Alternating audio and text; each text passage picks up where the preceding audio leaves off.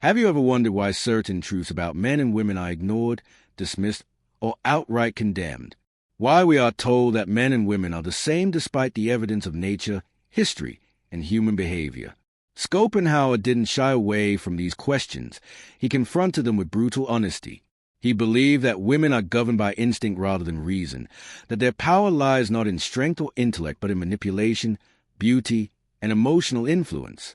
He argued that love, far from being a deep connection, is simply a biological trick, a fleeting illusion designed to serve nature's purpose, not our happiness.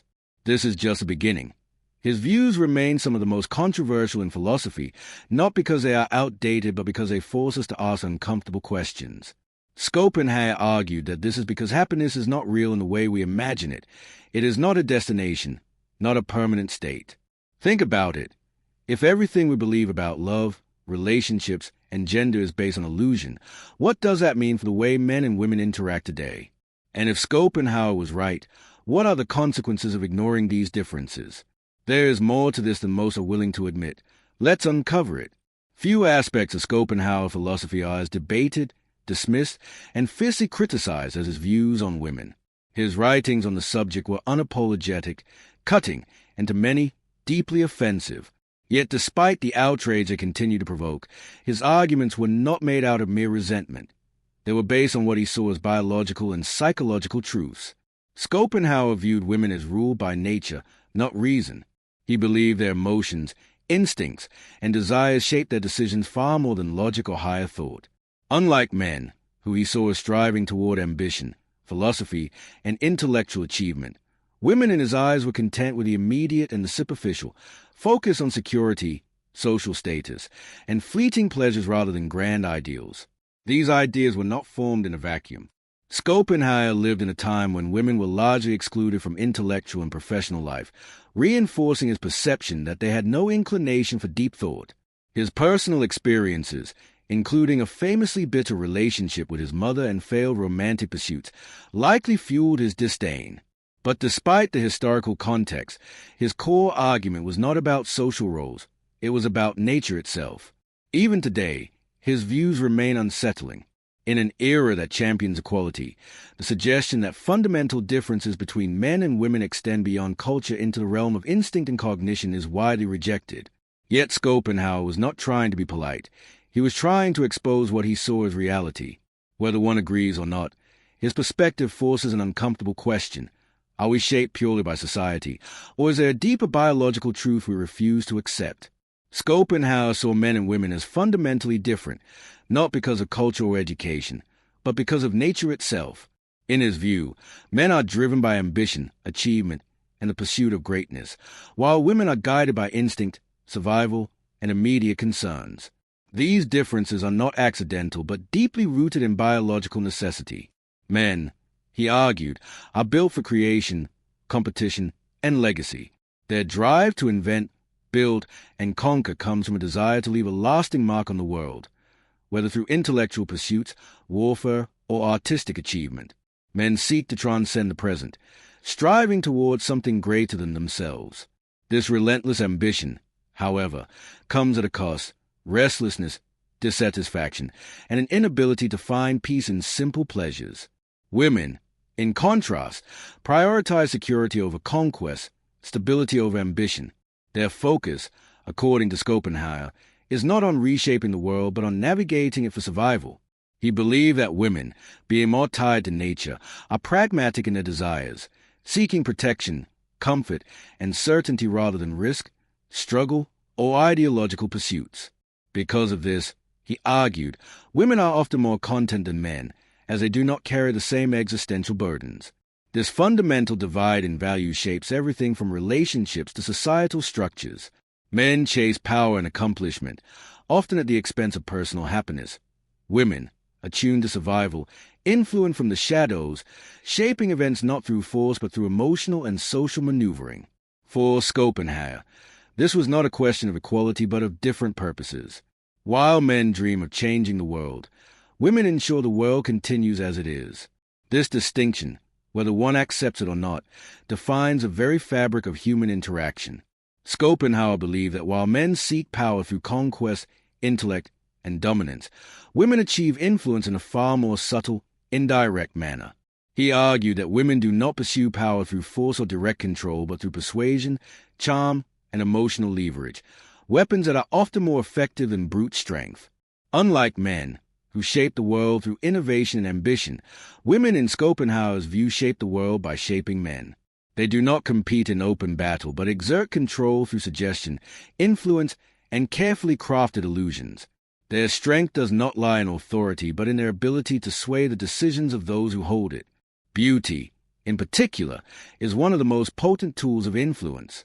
Schopenhauer saw it as a fleeting but powerful force, a tool that grants women advantages in social and romantic dynamics. But beauty alone is not enough. It is combined with emotional intuition, the ability to read others, anticipate real actions, and manipulate situations to achieve desired outcomes.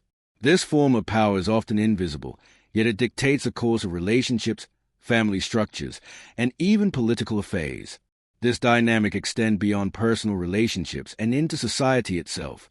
Historically, while men have ruled openly, women have often influenced from behind the scenes, guiding kings, shaping leaders, and controlling outcomes through carefully placed whispers rather than bold proclamations. Schopenhauer did not frame this as a weakness, but as a different form of dominance. Men build empires, but women shape the men who build them. In his eyes, power is not always about who sits on the throne. It is often about who controls the one sitting on it. Schopenhauer believed that one of the greatest differences between men and women was their relationship to time. Men, he argued, are obsessed with the future, constantly striving for long-term goals, chasing legacy, and building towards something greater. Women, on the other hand, are more attuned to the present, prioritizing immediate needs and security over abstract ambitions. To Schopenhauer, this was not a flaw but a reflection of nature's design. Women, focused on stability and survival, tend to seek comfort, social harmony, and practical benefits. They are less likely to risk everything for a distant dream or an uncertain reward. In contrast, men sacrifice comfort, health, and even relationships in pursuit of greatness. This relentless ambition, while often destructive, is what drives progress, invention, and the shaping of history. This difference in time perception influences nearly every aspect of decision-making. In relationships, Schopenhauer saw women as naturally drawn to men who could provide immediate stability rather than those who live for uncertain future success. In social dynamics, he believed women focus on securing favorable conditions in the moment rather than long-term ideological battles. Even in personal desires, he saw them as less likely to be consumed by existential worries or grand philosophical pursuits, choosing instead to engage in what brings immediate satisfaction. The question then is whether this should be seen as a weakness or a different form of intelligence. Is it wise to trade momentary pleasure for uncertain rewards? Is male ambition a virtue or merely another form of suffering? Schopenhauer did not present an answer, only the observation that men live for what could be, while women master what already is. Schopenhauer saw love not as a deep, transcendent bond, but as a biological deception, an illusion created by nature to ensure reproduction. He believed that what people call love is not a spiritual connection or grand destiny, but a calculated, instinctual force designed to serve one purpose: the continuation of the species. Attraction, in his view, has little to do with compatibility or personal fulfillment. Instead, it is dictated by subconscious biological needs. Men are drawn to youth and beauty not because of romance, but because these traits signal fertility. Women seek strength, status, and security not because of devotion, but because they provide survival advantages. What appears as emotional connection is, at its core, a programmed strategy for reproduction and protection. Schopenhauer argued that deception is woven into love itself. Both men and women manipulate to achieve their desires. Men feign commitment to access intimacy, while women use affection to secure stability. These tactics are rarely conscious, yet they govern relationships, ensuring that both parties play their evolutionary roles. The tragic irony is that once love has served its purpose, once attraction has led to reproduction or stability, its intensity fades. What was once seen as eternal proves fleeting, and the illusion crumbles. Romantic ideals do not hold up under cold reason. Love is not selfless, not pure, not eternal. It is a carefully constructed trick of nature. The poets and dreamers may write about devotion, but Schopenhauer saw through it. Love is not about happiness, it is about biology. And once this is understood, the entire foundation of romance collapses under the weight of its own illusion. Schopenhauer saw women as essential to the structure of society, but believed that influence should remain contained rather than expanded. He argued that because women were driven by emotion, instinct, and immediate concerns, giving them greater influence in shaping laws, politics, or philosophy would weaken societal stability rather than strengthen it. To him, a well-functioning society required order and discipline, values he associated with male governance. He viewed women's priorities, security, comfort, and interpersonal relationships as necessary for family life but ill-suited for leadership in broader social structures. In his eyes, their influence, when unchecked, led to a society that prioritized emotion over reason, personal benefit over long-term vision. But has history proven him right? The modern world has reshaped gender dynamics entirely. Women now play significant roles in politics, business, and intellectual thought.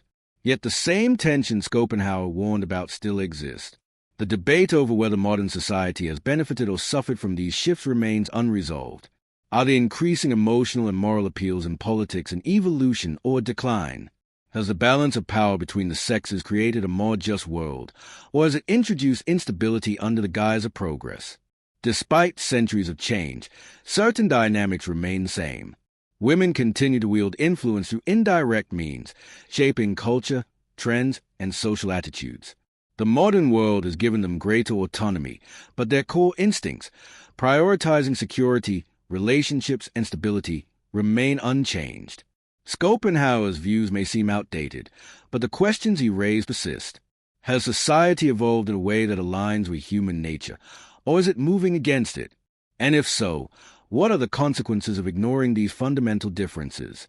Schopenhauer's views on women remain some of the most controversial in philosophy, not because they are easily disproven, but because they force a confrontation with uncomfortable truths. Modern society insists that gender differences are largely the result of conditioning, yet Schopenhauer argued that they are rooted in biology, not social constructs. And if that is true, then no amount of cultural reshaping can fully erase the fundamental distinctions between men and women. The debate over nature versus nurture continues to divide opinion. Are women naturally more focused on security and relationships, or has society simply trained them to be this way?